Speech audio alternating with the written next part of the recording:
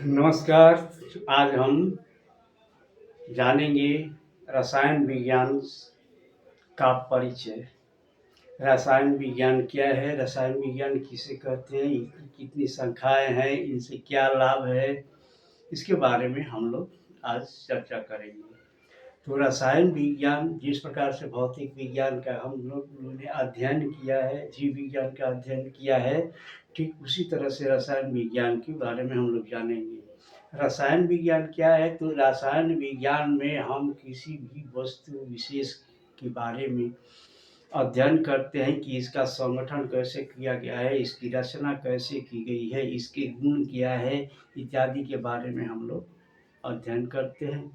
नहीं, इसका परिभाषा इस प्रकार हो सकता है कि रसायन विज्ञान वह विज्ञान है जिसमें पदार्थ की संरचना, गुण, संगठन तथा उनके होने वाले परिवर्तनों का अध्ययन किया जाना रसायन विज्ञान का आता है। और इसके बाद होता है कि रसायन हमें क्या बताता है, रसायन हमको क्या करने के लिए कहता है, क्या बताता है, अर्थात पदार्थ किसे बना है,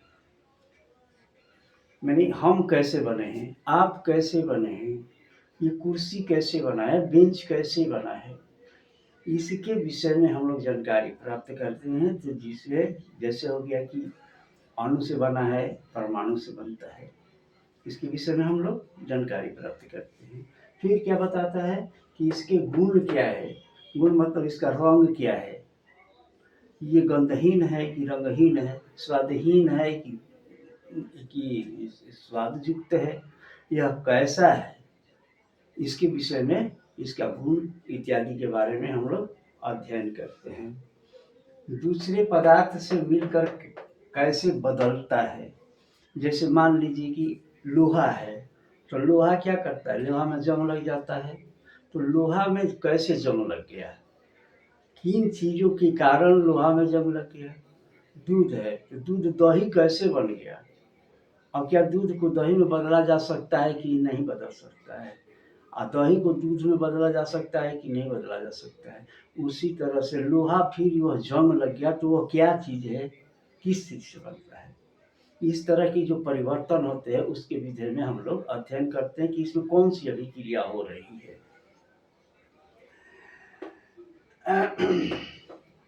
ये सभी पदार्थ, ये सभी रासायनिक परिवर्तन होते हैं, तो जितना भी इसमें काम होते हैं ये सब रासायनिक परिवर्तन के द्वारा ही होते हैं। और इसका मुख्य कुछ शाखाएं हैं जिसको अलग अलग विभाग में इसको बांट दिया गया है, जिसमें मुख्य रूप से हम यहाँ 5 भागों को बता रहे हैं। 5 भाग ये कौन कौन होता है। पहला भाग है भौतिकी रसायन। भौतिकी रसायन में हम क्या है, जिसको फिजिकल केमिस्ट्री के नाम से जानते हैं। फिजिकल केमिस्ट्री में क्या होता है, इनमें रासायनिक अभिक्रिया के नियम सिद्धांत को हम पढ़ते हैं।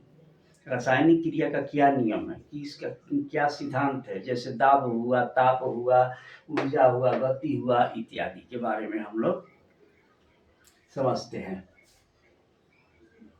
यहाँ पर ताप होगा, दाब लिखा गया है। अब इसके बाद होता है कार्बनिक रसायन, इनऑर्गेनिक केमिस्ट्री। कार्बनिक रसायन, कार्बनिक रसायन, अकार्बनिक रसायन का मतलब होता है कि इनमें पदार्थों का अध्ययन जो किया जाता है इसमें कार्बन नहीं होता है। जिन पदार्थों का हम अध्ययन करते हैं यदि उसमें कार्बन है तो इनकार्बनिक नहीं होगा, और यदि कार्बनिक है तो उसको दूसरा चीज बनाता है, अर्थात उसको कार्बनिक रसायन कहा जाएगा।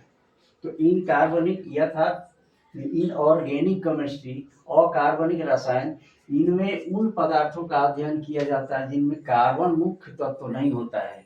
जैसे नमक है, धातु है, अम्ल है, क्षार है, इसमें कार्बन का कोई महत्व नहीं है, इसमें कार्बन होता ही नहीं है। ठीक है। अब आप पढ़ते हैं कार्बनिक रसायन। कार्बनिक रसायन ऑर्गेनिक केमिस्ट्री। ऑर्गेनिक केमिस्ट्री इनमें कार्बन युक्त यौगिक को हम लोग अध्ययन करते हैं। जैसे पेट्रोल हो गया, शराब हो गया, प्लास्टिक हो गया, जितनी दवाइयाँ बनती है ये सारी दवाइयाँ सब केमिकल होती हैं। अगर केमिकल के द्वारा ही बनाई जाती है जिसमें कार्बन की मात्रा होती है। यदि जिस चीज़ में कार्बन की मात्रा है तो वह क्या हो गया, कार्बनिक रसायन हो गया, और जिसमें कार्बन की मात्रा नहीं है उसको कहते हैं इनऑर्गेनिक केमिस्ट्री, और इसको कार्बनिक का ऑर्गेनिक केमिस्ट्री। अब कहता है कि विश्लेषणात्मक रसायन एनालिटिक केमिस्ट्री, इनमें पदार्थ की पहचान की जाती है कि यह पदार्थ किस चीज़ से बना है और इसमें क्या क्या चीज़ मिला हुआ है और कितनी मात्रा में मिला हुआ है। जैसे मान लीजिए कि दूध और पानी की मिला दिया जाता है तो पहचान में नहीं आता है कि दूध में पानी मिला हुआ है कि नहीं है, तो इसकी पहचान किस प्रकार से की जाती है, कैसे करेंगे कि इसमें दूध कितना है और पानी कितना मिला हुआ है। तो इसकी पहचान करना क्या कहलाता है, विश्लेषणात्मक कहलाता है। इस विश्लेषणात्मक रसायन के नाम से जाना जाता है। खून की जांच हम करते हैं, खून में क्या मिला हुआ है, कितनी मात्रा में कौन चीज़ होता है, ये सारी चीज़ों को जानकारी प्राप्त करना। जैसे खून है तो खून में शुगर है तो शुगर कितना है, ये तो साधारण चीज़ है। हम लोग जानते हैं कि खून में होता है, हेमोग्लोबिन है तो कितना है। तो इस तरह की जो भी चीज़ें हमारे ब्लड में पाई जाती है उसकी जांच करना, या किसी भी चीज़ में कितनी मात्रा में कौन चीज़ मिला हुआ है उसका पता करना, ये रासायनिक क्रिया के द्वारा ही हम लोग पहचान पाते हैं। ये रसायन विज्ञान में इसका आता है, जिसको विश्लेषणात्मक कहा जाता है। यह जैव रसायन बायोकेमिस्ट्री, इसमें जीवित प्राणी के शरीर में होने वाली क्रियाओं के बारे में समझा जाता है। जीव के शरीर में होने वाली रासायनिक अभिक्रिया के बारे में जो समझदारी हम लोग होती है, ज्ञान प्राप्त करते हैं, उसको बोलते हैं हम लोग जैव रसायन या बायोकेमिस्ट्री। जैसे हमारे शरीर में की जो क्रियाएं होती है, कौन सी क्रिया होती है, श्वसन क्रिया होती है कि नहीं होती है। श्वसन क्रिया में ऑक्सीजन क्या होता है, ऑक्सीजन ऑक्सीजन क्या होता है, हमारे शरीर के अंदर शोषित कर लिया जाता है, उसके बदले में कार्बन को बाहर निकाला जाता है, कार्बन डाइऑक्साइड को बाहर निकाला जाता है। तो यह जाकर के ऑक्सीजन हम शरीर के साथ अभिक्रिया करती है तब ना वो काम होता है। हमारे शरीर में भोजन जाता है, वह पचता है, और किन किन चीज़ों की से अभिक्रिया का हमारे शरीर में होती है ताकि भोजन के मिले हुए तत्व जो होते हैं, पोषक तत्व, वो अलग हो जाते हैं। अलग होकर के हमारे शरीर में जाते हैं, जिस चीज़ की ज़रूरत होती है वहाँ पहुँचता है। तो किसके कारण होती है, ये सारी क्रियाएं जो होती है वह रासायनिक विधि के द्वारा होती है। इन क्रियाओं का जो हम लोग अध्ययन करते हैं रसायन विज्ञान में। तो रसायन विज्ञान में और इसका महत्व तो क्या है, तो हमारे जीवन में बहुत बड़ा महत्व है। जीवन में हमारा महत्व, जैसे खाना पकाते हैं तो खाना कैसे पकाते हैं, खाना बनाने के लिए उसमें क्या क्या हम लोग डालते हैं, किस प्रकार से खाना बनाई जाती है, उसमें कौन कौन से तत्व पाए जाते हैं, इसकी सब जानकारी हम लोग भी करते हैं। जैसे साबुन है, साबुन कैसे बनता है, साबुन भी केमिकल चीज़ है, उसमें भी तरह तरह की चीज़ों को मिलाकर, जैसे कास्टिक सोडा हुआ, सॉफ्ट बेस हुआ, पानी हुआ, ऑयल हुआ, इत्यादि डाल करके ही हम क्या करते हैं, साबुन बनाते हैं। उसी तरह पेस्ट में कौन कौन सी चीज़ें मिलाई जाती है ताकि वह हमारे लिए लाभदायक होती है। तो हमारे दैनिक जीवन में आने वाली बहुत सी ऐसी चीज़ें होती है जिसको हम लोग उपयोग करते हैं, तो उसमें हमारा इसका महत्व बहुत बड़ा रहता है रसायन विज्ञान का। चिकित्सा के क्षेत्र में जितनी भी दवाइयाँ बनाई जाती है वो सब क्या है, रासायनिक क्रिया के द्वारा ही बनाई जाती है। और साथ ही साथ उसमें जितने वायरस मारने के लिए जैसे टीका तैयार किया जाता है, अभी जो कोरोना हुआ था, कोरोना में सबको टीका दी जाती थी, वो कौन बनाया, तो रासायनिक विधि के द्वारा ही उसको तैयार किया गया और सबको दिया गया, जिसके कारण हम लोग आज सुरक्षित हैं।